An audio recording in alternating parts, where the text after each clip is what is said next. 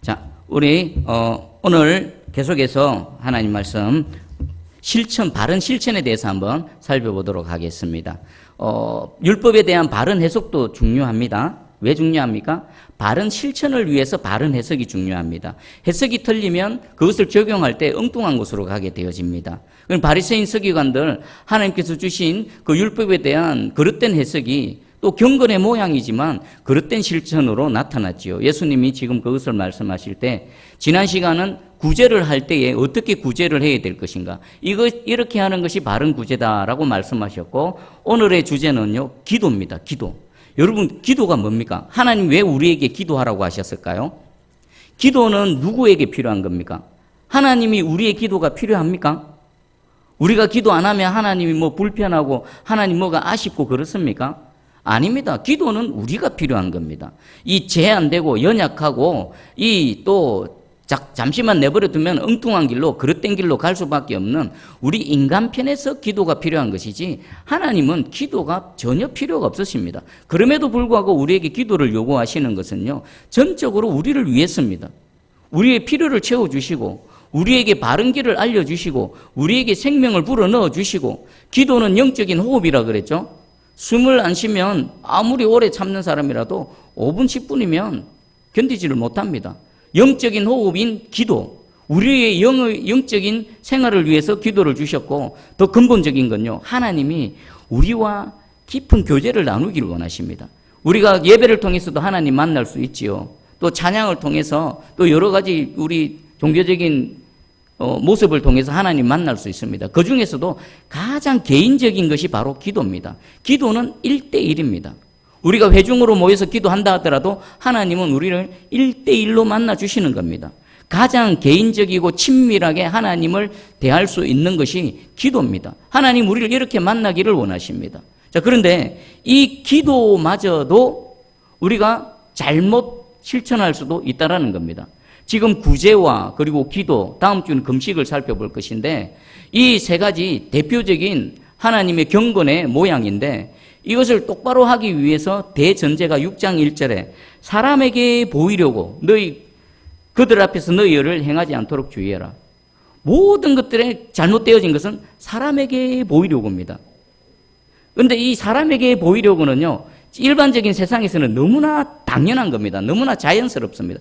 여러분, TV에 연애 프로나 또 요즘 유행하는 어떤 자기 달란트를, 자기 재능을 막 이렇게 경쟁하는 이런 프로들이 많죠? 누구에게 보이려고 하는 겁니까? 전부 사람에게 보이려고 하는 겁니다. 사람에게 보이려고 열심히 갈고 닦고 나와서 자기의 기량을 한껏 뽐내고 사람들로부터 박수받고 인정받고 인기가 높아지고 유명해지고, 그것이 세상 사람들의 원리입니다. 그런데 하나님께서는요, 너희는 절대로 사람에게 보이려고 하면 안 된다. 무엇마저? 이 기도. 그런데 이 기도마저도요, 우리 이 죄악된 인생들, 이 죄에 오염되어진 우리 인간들은요, 이 가장 경건하고 거룩한 기도마저도 사람에게 보이려고 한다라는 것입니다. 로이드 존슨 목사님은요, 이 부분을 이렇게 설명하셨습니다. 제가 읽어드릴 테니까 한번 잘 들어보십시오.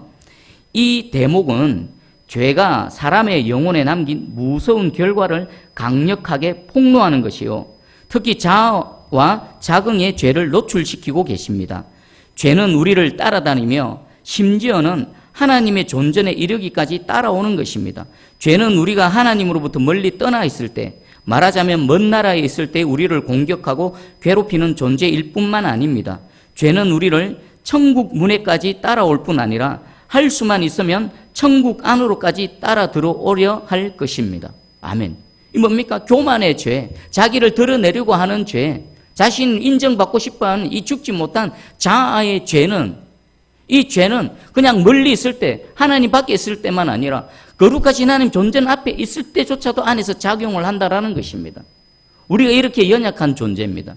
로이드 존슨 목사님 너무나 잘 표현을 하신 것 같습니다. 자, 그러면 예수님의 바른 기도에 대한 가르침을 한번 보겠습니다. 우리 5절을 한번 읽어볼까요? 5절 시작. 또 너희는 기도할 때에 외식하는 자와 같이 하지 말라. 그들은 사람에게 보이려고 회당과 큰 거리 어귀에 서서 기도하기를 좋아하느니라. 내가 진실로 너희에게 이르노니 그들은 자기 상을 이미 받았느니라. 아멘. 이들이 기도할 때에 사람에게 보이려고 기도한다는 것은 기도할 때 누구를 의식한 겁니까? 사람을 의식하는데 어떤 사람요? 기도하고 있는 나를 바라보는 사람을 의식했다는 겁니다. 그럼 우리는 기도할 때 누구만 의식하면 되지요? 내 기도를 들으시는 여호와 하나님만 의식하면 되는데 우리 이 죄로 오염되어진 인간들은 이 기도할 때조차도 기도하는 내 모습을 바라보는 사람을 인식한다고 말씀하고 있습니다. 그리고 그 모습은 어떻게 나타나는가? 회당과 큰 거리 어귀에 서서 기도합니다. 회당과 큰 거리 어귀는 많은 사람들이 왕래하는 곳이죠. 그곳에서 기도하게 되면 당연히 많은 사람들이 기도하는 그 모습을 볼 수밖에 없습니다. 그리고 물론 서서 기도하는 유대인들의 관습도 있었지만 여기서 서서 기도한다는 것은 좀 더 잘 보이게 하려고 우리 발레리나들이 신는 특별한 신발 있죠. 왜 그 신발을 신는지 아십니까? 왜 발가락 아픈데 그 발가락에 힘을 줘서 막 쓰려고 하는지 아십니까? 더 높게 해서 그 높은 분들한테 더 잘 보이려고, 더 돋보이려고. 그래서 그 토구라 그럽니까? 그 신을 신는다라고 합니다. 그것과 마찬가지로 이들은 기도할 때에 사람들이 많이 다니는 곳에서 마치 발레리나가 그 아픈 발가락에 힘을 주고 뾰족하고 서는 것처럼 그렇게 사람들에게 관심을 받기 위해서 그렇게 기도했다라는 것입니다. 그리고 기도하기를 좋아한다. 이건 어떤 의미일까요? 하나님 앞에 나아가서 하나님과 독대하는 거, 하나님과 대화를 나누는 거, 하나님과 교제를 나누는 기도 자체를 좋아하는 겁니까? 그게 아닙니다. 내가 기도하는 이 모습을 사람들이 보고 그리고 기도하는 나를 향해서 박수를 치면서 찬사를 하고 인정해주는 그것이 좋았다는 것입니다. 그러니까 기도하고는 상관이 없는 겁니다. 이 기도라는 행위를 통해서 인정받고 싶고 칭찬받는 것을 좋아했다라는 것입니다. 우리 누가복음 18장의 바리새인과 세리의 기도 잘 아시지요? 한 절만 읽어드릴게요. 누가복음 18장 11절에 바리새인은 서서 따로 기도하여 이르되 하나님이여 나는 다른 사람들 곧 토색 불이 간음하는 자들과 같지 아니하고 이 세리와도 같지 아니함을 감사하나이다. 이 바리새인은 하나님 앞에 기도하러 나왔습니다. 성전까지 나왔습니다. 그런데 이는 하나님 바라보지 않고 이 바리새인의 시선에는 누가 들어왔습니까? 다른 사람이 또 들어왔습니다. 평소에 자신의 경건한 모습과 다른 삶을 살아가고 있는 그런 다른 사람이 눈에 들어왔고요. 또 감히 하나님께 가까이 나오지 못하고 멀리 서서 자신의 가슴을 치고 얼굴도 들지 못하고 탄식하고 있는 그 세리가 눈에 들어왔던 겁니다. 이 기도는요, 하나님께서 받지 않으십니다. 마치 지금 5절에 있는 이 사람과 같이 외식하는 자의 기도를 하나님께 올려드렸던 것입니다. 이는 기도를 한 것이 아니라 다른 사람과 비교해서 자신의 우월감을 높였고 자기의 교만을 만족시킨, 어떻게 말하면은 자기 찬양이고 자기 경배인 것입니다. 오늘 이 말씀을 통해요, 우리 자신을 한번 잘 돌아보기 원합니다. 특별히 이 말씀 여러분보다도는요, 제게 더 주의를 주시는 말씀입니다. 저는 매일 기도를 인도합니다. 여러분 회중들 앞에서 기도를 합니다. 그리고 말씀을 전합니다. 또 찬양도 인도하고 여러 가지 것들을 합니다. 그런데요, 그 안에 내가 기도할 때, 제가 기도할 때에 하나님을 인식하지 않고 회중을 인식할 수도 있다라는 겁니다. 근데 어떤 면에서 보면요, 회중을 인식하기도 합니다. 어떻게 회중을 인식하는가? 저는 기도의 모범을 보여야 됩니다. 목회자로서 성도들에게 기도의 모범을 보여야 됩니다. 부르짖어 기도할 때는 부르짖는 기도의 모범을 보여야 되고요. 또 묵상하면서 잠잠하게 기도하는 그 모습을 통해서 성도들에게 기도하는 모범을 보여야 됩니다. 그것은 인식합니다. 하지만 그 인식이 사람에게 보이려고까지 나가버리면요, 그것은 잘못된 기도입니다. 근데 이것은 동전의 양면과 같아서 경계선이 분명하지가 않습니다. 어디서부터 어디까지가 하나님을 인식하고 또 회중들에게 또 기도의 모범을 보일 것인가, 그리고 어디서부터가 사람에게 보이려고 하는 기도인가에 대한 명확한 구분이 없습니다. 그것은 하나님이 알고 제 마음이 압니다. 그리고 저는 되돌아볼 때에 과연 이런 이 외식하는 자의 기도를 하지 않았나라는 생각을 해보기도 합니다. 금요 기도에 마치고 새벽 기도에 마치고 이 강단의 앞에 앉아서 혼자 무릎 꿇고 기도하는 그것 자체도요, 하나님과의 독대의 시간이 아니라 사람에게 보이려고 하는 이런 외식하는 기도가 얼마든지 되어질 수 있습니다. 제가 여러분들은 속일 수 있을지라도 저 자신과 하나님은 속일 수 없습니다. 그리고 여러분들도 마찬가지입니다.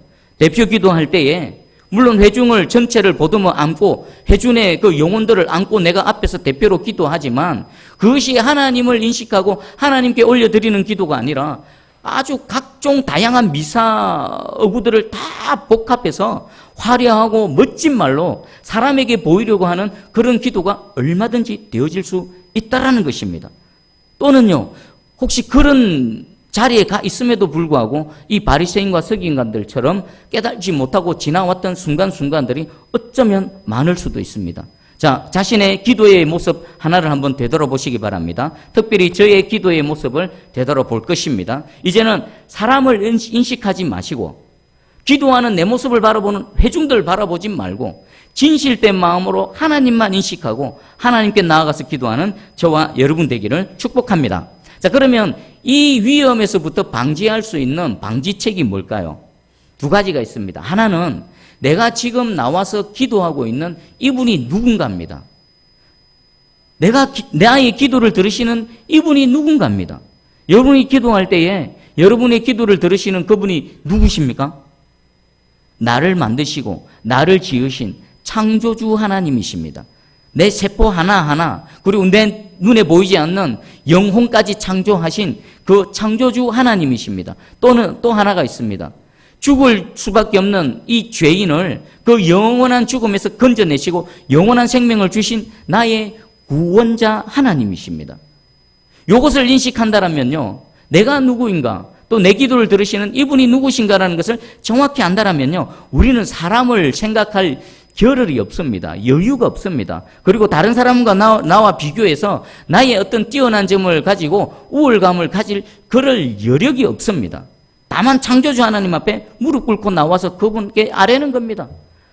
나의 이 연약함, 나의 죄악됨을 알고 하나님 앞에 나와서 그 구원자 하나님의 손을 붙드는 겁니다. 이것이 기도입니다. 여러분, 기도할 때에 하나님이 누구신가 분명하게 인식하시고 기도하시고, 그리고 그 하나님 앞에 나와 있는 나는 또 어떤 존재인가를 아시고 하나님께 나아가시기를 축복합니다. 자, 그러면 사람에게 보이려고 하는 기도의 결국은 뭡니까? 내가 진실로 너희에게 이르노니 그들은 자기 상을 이미 받았다. 하나님 앞에 기도했습니다. 그러면 내가 무엇을 받든지 누구에게 받아야 됩니까? 하나님으로부터 받아야 됩니다. 응답을 받든 무엇을 받든 내가 하나님 앞에 나왔다라면 그것이 무엇이든지 하나님으로부터 받아야 되는데, 이 사람들은요, 누구에게 상을 받아버립니까? 사람들로부터 상을 받아버립니다. 그리고 그 상은 내게 도움이 됩니까? 내게 유익이 됩니까? 아무런 도움도 아무런 유익도 되지 않습니다. 영원한 것을 가지고 이 그냥 한마디 툭 하고 지나가는 그 무의미한 것과 맞바꾸어 버리는 겁니다. 얼마나 어리석은 짓입니까? 여러분, 우리가 기도할 때에 구제도 하나님께서 받으시게 구제를 해야 되지만 이 기도도 역시나 하나님께서 받으실 만한 기도로 하나님께 나아가시기를 주님의 이름으로 축복합니다. 자, 그러면 하나님께서 받으시는 기도는 어떤 기도인가? 6절을 한번 읽어봅니다. 6절 시작. 너는 기도할 때에 내 골방에 들어가 문을 닫고 은밀한 중에 계신 내 아버지께 기도하라. 은밀한 중에 보시는 내 아버지께서 갚으시리라. 아멘. 그 5절의 기도를 하지 말고 6절의 기도를 하랍니다. 기도할 때에는 어디로 가랍니까? 너의 골방으로 들어가라. 그리고 문까지 닫아버려라. 이것은 어떤 의미입니까? 아무도 모르게 하나님과만 1대1로 있으라는 것입니다. 이 골방은요, 아무에게도 방해받지 않는 장소, 그리고 문을 닫아버리는 것도 누구에게도 하나님과의 1대1의 교제에 방해를 받으면 안 된다라는 것을 말합니다. 그러면 우리는 기도할 때 무조건 골방에 들어가야 될까요? 무조건 골방에 들어가야 될까요? 이전에 TV를 보니까 여러분 도올 김영옥 씨 아시죠? 도올 김영옥 씨. 그분이 우리 기독교인의 기도를 비판할 때 우리 축구 선수들 중에 골을 한 골 딱 넣고 나면은 하나님을 향해서 그 많은 수많은 관중 앞에서 무릎 꿇고 하나님께 감사 기도를 하죠. 그것을 비판하더라고요. 어떤 말씀을 가지고요? 요 말씀 가지고. 성경에 예수님이 골방에 들어가서 기도하라고 했는데 어디 그 수많은 사람들 앞에서 그렇게 자기를 보이려고 기도하느냐? 그 사람은요, 이 하나님의 말씀을 오해하고 있는 겁니다. 이 골방은 장소적인 골방을 의미하는 것이 아니라 하나님과 다른 사람과의 그 방해받지 않는 그 장소를 얘기하는 겁니다. 우리가 여기서 함께 기도할 때요, 우리가 다른 사람들을 의식하지 않고 다른 사람 때문에 방해받지 않는다면요, 여기서 회중의 기도 속에서도요, 골방의 기도를 드리는 사람이 얼마든지 있을 수 있습니다. 그리고 또 골방을 가볼까요? 골방에서 기도를 하는 그것을 교묘하게 다른 사람들이 알게 할 수 있는 방법이 있습니까? 없습니까? 얼마든지 있습니다. 제가 새순교회 담임 목사 이문수 목사가 아무도 없는 그 새벽 시간이나 아무도 없는 저녁 시간에 교회에 나와서 혼자 기도하더라. 이거 알게 할 수 있는 방법이 있을까요? 없을까요? 있습니다. 골방에서 혼자 기도하는 그것마저도요, 얼마든지 다른 사람들에게 알릴 수 있는 방법이 있는가 하면, 우리가 함께 모여서 기도할 때도요, 그것이 다른 사람 인식하지 않고 다른 사람으로부터 방해받지 않는 하나님과의 1대1이 기도되면요, 얼마든지 골방의 기도가 되어질 수 있다는 겁니다. 하나님께서 지금 말씀하시는 것은 너와 나 사이에 다른 사람들로 인해서 방해받으면 안 된다. 나는 너와 1대1로 만나기 원한다. 여러분, 사랑하는 연인들이 있습니다. 처음에 막 서로 눈이 맞아가지고 뜨거운 사랑으로 있을 때 그 연인들은 공동체 속에서 있으면 어떻게 하기를 원합니까? 단 둘만 있기를 원하죠. 다른 사람의 방해받는 걸 싫어합니다. 단 둘만의 시간, 단 둘만의 장소, 그곳에서 그 두 사람의 마음을 나누기를 원하는 겁니다. 하나님 그 마음입니다. 다른 사람 방해받지 말라. 다른 사람 끼어들게 하지 말라. 나는 너와만 대화하고 싶고 나는 너와만 있고 싶다. 그래서 골방에 들어가서 문을 닫아 걸고 나에게만 집중하라고 말씀하고 계시는 것입니다. 자, 그리고 로이드 존슨 목사님은요, 이 부분을 이렇게 설명하셨습니다. 기도해야 할 때에 배제해야 될 두 대상이 있습니다. 첫 번째는요, 타인입니다. 오늘 이 외식하는 자의 기도처럼 기도할 때조차도 다른 사람을 의식하며 사람에게 보이려고 하는 이거, 타인을 제일 먼저 배제시켜야 되는 겁니다. 두 번째 배제해야 될 대상은요, 자신입니다. 자신. 자기 자신마저도 하나님과의 기도 사이에서 배제시키는 겁니다. 아니, 내가 하나님께 나왔는데 나를 어떻게 배제시키는가? 그것은 무슨 의미일까요? 우리가 처음에는 하나님께 기도할 때예요, 나의 필요를 들고 나가고 나의 아픔을 들고 나갑니다. 그리고 내 의식이 하나님을 향해서 기도를 합니다. 그런데 깊이 기도에 잠기게 되면 어떻게 됩니까? 나마저도 없어지는 겁니다. 그냥 하나님과 나와 하나 되어진 성령으로 기도하는, 사도 바울이 말하는 그 성령으로 기도하는 단계까지 나가게 된다는 것입니다. 그리고 내 의식이, 내 이성이 기도하던 그 기도가 깊은 기도에 들어가면요, 누구의 기도로 바뀝니까? 내 안에 계신 성령님의 기도로 바뀌어버리는 것입니다. 그래서 로이드 존슨 목사님은 하나님께 기도할 때에 먼저는 타인을 배제시켜라. 하나님께만 집중하라. 그리고 더 깊은 기도로 나아가서 나의 이성의 한계, 나의 이 인식의 한계를 뛰어넘어서 내 안에 계신 성령님의 기도로 기도하라라고 우리에게 가르치고 있습니다. 여러분, 이 기도를 하나님께 올려드리시기를 축복합니다. 골방은 은밀한 겁니다. 은밀한 중에 계시는 여호와 하나님. 그리고 존 스토튼 목사님은요, 이렇게 말씀하셨습니다. 기도의 진수는 하나님을 찾는 거다.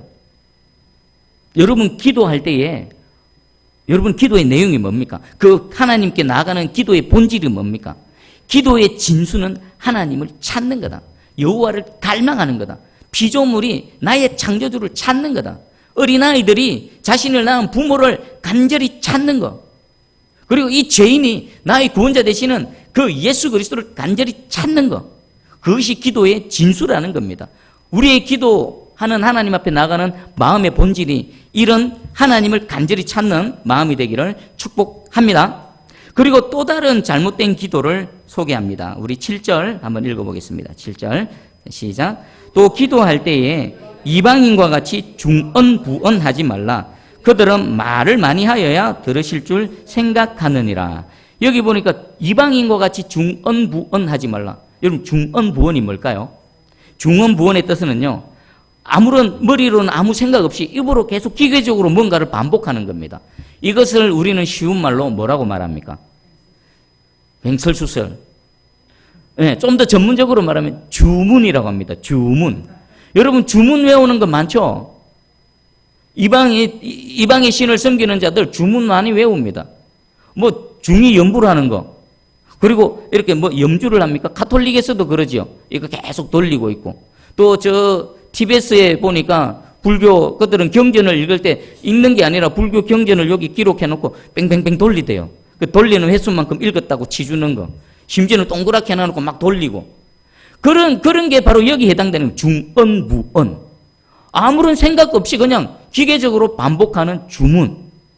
여러분, 우리도 은연중에 이런 실수에 빠질 수 있습니다. 우리 예배를 시작하면 제일 먼저 뭐 합니까? 보통의 경우 사도신경을 고백하죠. 사도신경이 뭡니까? 그 안에 내가 지금 이 자리에 나와서 하나님께 예배드리는 내 믿음의 고백이 그 안에 담겨져 있습니다. 여러분, 사도신경을 하나님께 고백할 때에 진짜 마음을 담긴 고백으로 올려드립니까? 아니면 늘 하는 거니까 기계적으로 그냥 아무 생각 없이 툭툭툭툭 내뱉습니까? 그것이 바로 중언부언입니다. 주기도문도 마찬가지지요. 주기도문. 제가 가정 예배를 드릴 때에 우리 예배를 마치고 주기도문으로 예배를 마칩니다. 그러니까 지찬이를 가만히 보니까 그냥 빠르게 막 하더라고요. 그래서 지찬아, 빠르게 하지 말고 한 말씀 한마디 생각하면서 해라. 근데 지찬이가 천천히 하면은 까먹어서 잘 안 된다고. 일정한 템포로 빠르게 툭툭툭툭 해야 그게 이제 잘 외워지는데 생각하면 뭔가 자꾸 흐름이 끊기고 잘 안 해요. 여러분들도 충분히 공감하시지요. 근데 중요한 건 뭡니까? 우리가 주기도문을 하든 사도신경을 하든 그 안에 담겨있는 내 믿음의 고백, 마음을 담아서 하는 겁니다. 그리고 하나님께 기도할 때도 내 마음을 쏟는 겁니다. 내 영이 하나님의 영과 마주쳐야 되는 겁니다. 근데 이방인들은 어떡합니까? 중언부언 그냥 뭐죠? 생각 안 난다. 아니, 아다브르 그 있잖아. 아다브르 카보는가 그 가요 제목도 있고. 민선아, 생각 안 나나? 그냥 계속 중문을 외우는 겁니다. 그런 것을 중언부언하지 말라. 그리고 반복적으로 말을 많이 하여야 들으실 줄로 생각한다. 말을 많이 하는 건 뭡니까? 말을 많이 하려면은 계속 말해야 되면서 또 오래 앉아 있어야 되죠. 그럼 말을 많이 하는 거, 중언부언하는 이 기도. 그러면 우리 말을 많이 하면 안 될까요? 말을 많이 하면 안 될까요? 오래 기도하면 안 될까요? 둘 다 공통점이 있습니다. 중언부언 역시나 아무 생각 없이 그냥 계속 기계적으로 말을 반복하는 것이고, 그리고 말을 많이 하는 건 역시나 말을 하긴 하는데 자기도 무슨 말 하는지 모르고 그냥 계속 시간만 채우려고, 1시간 채우려고, 2시간 채우려고, 3시간 채우려고 그렇게 앉아서 오래 앉아 있는 것, 하나님께서는 원하지 않으신다는 것입니다. 그러면 우리 기도도요, 할 때 시간도 중요합니다. 여러분 한번 생각해 보세요. 1시간 기도하는 사람, 2시간 기도하는 사람, 3시간 기도하는 사람, 더 나아가서 10시간 기도하는 사람이 있습니다. 어떨까요? 레벨이 다릅니다. 깊이가 다르고요. 경지가 다릅니다. 그런데 그 시간을 채울 때 단순히 시간만을 채우기 위해서 있는 것이 아니라 정말 하나님 앞에 내 마음을 쏟는 그 기도를 드려야 된다는 겁니다. 여러분, 모세가 시내산에서 40일 동안 있을 때 뭐 했겠습니까? 기도했겠죠. 하나님과 대화를 나눌 때 무엇으로 하나님과 대화를 나눴겠습니까? 기도로 대화를 나눴겠죠. 하나님께서 음성을 들려주실 때 뭐 할 때 음성을 들려주실까요? 하나님께 집중하고 하나님 앞에 무릎 꿇었을 때, 그때 하나님께서 율법도 주시고 말씀도 하셨을 거 아닙니까? 그 하나님과 독대하고 내려온 모세의 모습은 어땠습니까? 영광의 광채가 비쳤지 않습니까? 수건으로 얼굴을 가리지 않으면 안 될 정도로 환한 빛이 모세를 통해서, 얼굴을 통해서 나타난 겁니다. 그것은 뭘까요? 하나님과 오래 머물른 사람에게만 나타나는 하나님의 흔적인 것입니다. 여러분, 얼마만큼 하나님 앞에 머물러 계십니까? 여러분이 하나님께 오래 머물러 있으면 있을수록요, 하나님과 함께한 흔적이 어떤 식으로든 나타날 겁니다. 여러분 성품을 통해서도 나타나고요. 모세처럼 얼굴에 환한 빛이 통해서 나타날 겁니다. 여러분 은혜 받은 사람은 얼굴 보면 알 수 있습니까? 없습니까? 모릅니까? 은혜 받은 사람 못 봤습니까? 은혜 받은 사람 얼굴 어떻습니까? 환한 빛이 비칩니다. 왜 그런 은혜를 받습니까? 하나님과 함께 있고 하나님과 오래 머물렀기 때문에 하나님과 함께한 흔적이 그렇게 나타나는 겁니다. 여러분 축복합니다. 하나님과 오래 머물러 있음을 통해서 하나님과 함께한 이 빛난 광채가 여러분 얼굴을 통해 환하게 비춰지기를 축복하고 또 축복합니다. 그리고요, 그렇다고 해서 우리가 무조건 오래 머물러 있어야 될까요? 아닙니다. 한마디 다급할 때 외치는 주여, 하나님, 이 한마디 안에도요, 내 마음이 담겨져 있으면 하나님께서는 그 기도 들으십니다. 그래. 자녀가 위기 가운데 아빠, 엄마 외칠 때 그 한마디를 듣고 부모가 달려와서 그를 손을 잡고 건져주는 것처럼 우리 하나님께서는요, 내 마음이 담긴 그 단 한마디 비명조차도 놓치지 않으시고 들으시고 응답하시는 하나님이십니다. 그리고 우리가 하나님께 나아갈 때에 기도할 때 주의해야 될 점이 있습니다. 먼저는 내가 이 기도를 통해서 하나님을 조종하려고 해서는 안 된다는 겁니다. 우리 이런 말 있죠. 하늘의 보좌를 움직이는 기도를 드려야 된다. 물론 그렇게 강력하고 그렇게 간절한 기도를 올려드릴 때도 있습니다. 하지만 본질적으로는요, 그것을 통해 내가 하나님을 조종하려 해서는 안 된다는 겁니다. 하나님이 내게 오셔서 나를 통해 하나님의 뜻이 드러나야 되는 것입니다. 그리고 모든 것의 절대 주권자는 누구십니까? 여호와 하나님입니다. 절대 주권자 되시는 여호와 하나님 앞에 겸손하게 나아가서 그저 있는 내 모습을, 내 안에 있는 그 아픔과 눈물을 있는 그대로 토해내고 쏟아놓는 겁니다. 그것이 기도입니다. 하나님은 그것을 원하시는 겁니다. 거창하게 나가실 필요도 없습니다. 뭐 화려하게 나가실 필요도 없습니다. 내 모습 그대로, 내 마음 그대로 하나님 앞에 내어놓기만 하시면 하나님께서는 그것을 기뻐하시고요, 그것을 받으시고 응답하실 줄 믿습니다. 아멘. 그리고 우리는 왜 이 이방인들처럼 중언부언할 필요가 없는가? 왜 우리는 그렇게 말을 많이 할 필요가 없는가? 그 이유를 8절에 소개합니다. 8절 한번 읽어보겠습니다. 시작. 그러므로 그들을 본받지 말라. 구하기 전에 너희에게 있어야 할 것을 하나님 너희 아버지께서 아시느니라. 아멘. 그러므로 그들을 본받지 말라. 저는 이 말씀이 이렇게 들립니다. 너희는 그렇게 할 필요가 없다. 이방인들은 그렇게 해서라도 뭔가를 얻어내려고, 자기가 섬기는 신에게 얻어내려고 하는데, 하나님 아버지, 만군의 여호와 하나님을 섬기는 너희 하나님의 자녀들아, 너희는 그렇게 할 필요가 없다라는 말씀으로 들려집니다.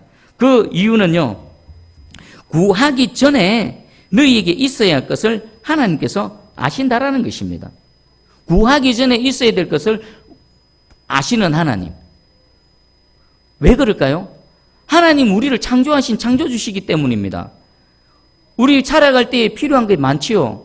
호흡을 해야 살아갑니다. 그리고 입으로 뭔가를 먹어야 살아갑니다. 그리고 또 입어야 되고 입어야 살아갈 수 있고 여러 가지 필요한 것들을 공급받아야만 살아갈 수 있습니다. 그런데 그렇게 창조하신 분이 누구십니까? 하나님이십니다. 먹어야만 살 수 있도록 창조하신 하나님께서 먹을 것을 공급해 주시지 않으시면 그것은 앞뒤가 안 맞는 하나님이십니다. 추운 겨울 입어야만 생존할 수 있도록 창조하신 하나님께서 우리에게 입을 것을 공급해 주시지 않으신다? 그러면 그 하나님은 앞뒤가 맞지 않으신 하나님이십니다. 그리고 하나님은요, 우리를 들으시고 응답하시는 하나님이시죠. 이방인들의 하나님은요, 이방인들이 섬기는 그 신은요, 자신들이 만든 허상일 뿐입니다. 그래서 그들은 아무리 부르짖어 봐야 어떤 것도 응답받을 수 없습니다. 여러분 엘리야를 한번 생각해 보십시오. 엘리야와 그리고 엘리야와 대적인 바알과 아세라 그 선지자들 한판 붙었지요. 그 바알과 아세라 선지자들을 어떻게 했습니까? 하루 종일 부르짖고 기도했지요. 그리고 반복적으로 막 외쳤지요. 그럼 나중에 안 되니까 어떻게 했습니까? 자신의 몸을 막 학대하고 자해하면서까지 막 응답 받으려고 그랬죠. 응답이 있었습니까? 없었습니다.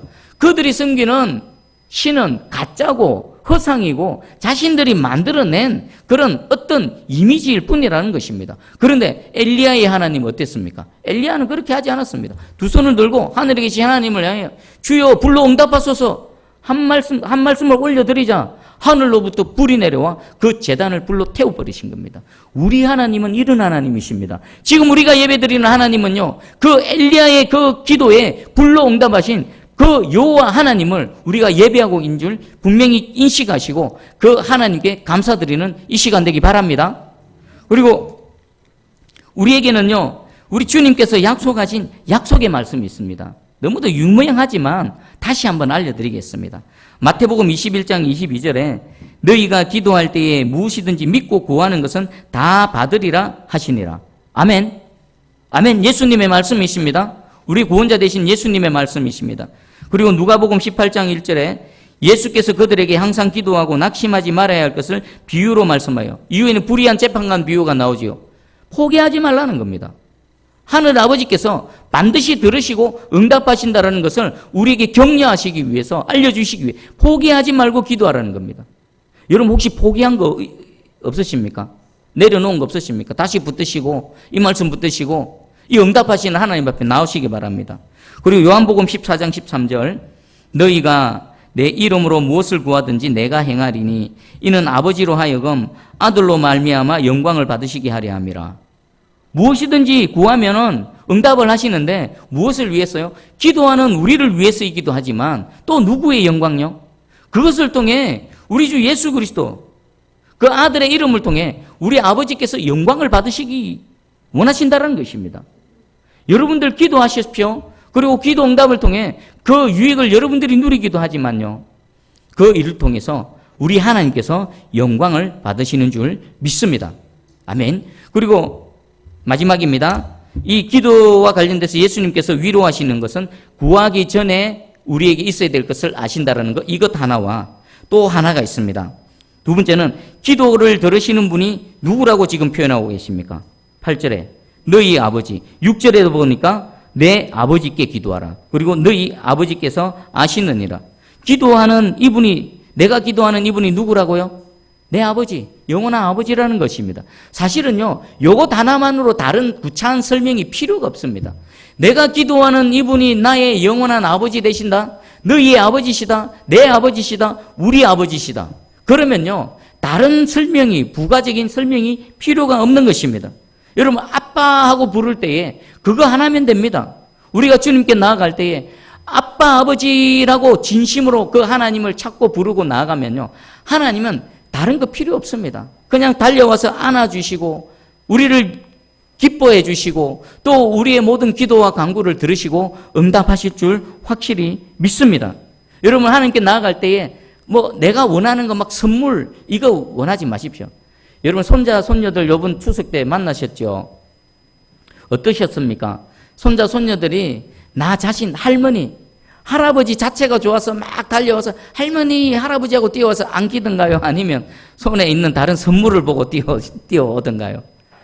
물론 이것도 기쁘고 저것도 귀엽습니다. 근데 진정으로 우리의 마음이 기쁠 때는 그냥 내 아들이, 내 사랑하는 손자 손녀가 할아버지 할머니 그리고 아버지 엄마 되는 나 자체가 좋아서 내 품에 달려와서 안길 때 그때가 가장 기쁜 겁니다. 우리 하나님께서도 이것을 원하십니다. 아빠 아버지, 하나님 아버지, 그냥 아무것 필요 다 내려놓고 그 아버지 품 안으로 뛰어드는 그 시간 되기를 주님의 이름으로 축복합니다. 우리 D.L. 무디 목사님이 이런 표현을 하셨습니다. 하나님의 모든 위대한 일은 무릎 꿇은 인물을 통해서 이루어진다. 이렇게 하면서 이 말씀을 붙들고 우리 이 D.L. 무디 목사님은요, 하나님 앞에 끊임없이 나아가서 간구하고 기도하고 하나님 앞에 오래 머물렀습니다. 그래서 하나님께서 이 무디 목사님에게 엄청난 응답을 해주셨는데 어느 정도로 응답을 해주셨는가 혹시 들어보신 적 있으십니까? 기도하기만 하면 응답해 주시고 기도한 만큼만 응답해 주십니까? 그것보다 막 더 넘치도록 부어주시는 그 은혜에 짓눌려가지고 무디 목사님이 이렇게 말씀하셨답니다. 하나님 이제 그만. 와, 얼마나 하나님 은혜를 베풀어 주시고 얼마나 내가 기도하면 하나님께서 이렇게 갚아주시는 은혜 가운데 살아가셨으면 하나님 이제 그만이라고 외칠 수 있습니까? 여러분, 이 은혜가 부럽지 않으십니까? 안 부러운가 보네. 그냥 대충 살다가 가실랍니까? 이 하나님이 우리 하나님이고요. 무디 목사님이 하나님, 저와 여러분 하나님이십니다. 그리고 이 하나님이요, 똑같이 이 은혜를 베풀어 주시기를 원하십니다. 어떻게 하면 됩니까? 아빠 하고 달려가는 겁니다. 내 있는 마음을 하나님께 쏟아놓는 겁니다. 그러면 하나님께서 이 무디 목사님에게 부어주셨던 것은 하나님 이제 그만하셔도 됩니다 하는 은혜로 우리와 함께 하실 줄 믿습니다. 이 축복의 주인공이 되시기를, 이 기도를 통해서 남에게 사람에게 보이려고 하는 기도가 아니라 하나님께서 원하시는 기도의 방법으로 나아가서 이 하나님의 은혜 가운데 하나님의 영광을 담아내는 저와 여러분 우리 새순교회 되기를 주님의 이름으로 축복합니다. 아멘. 자, 기도하겠습니다.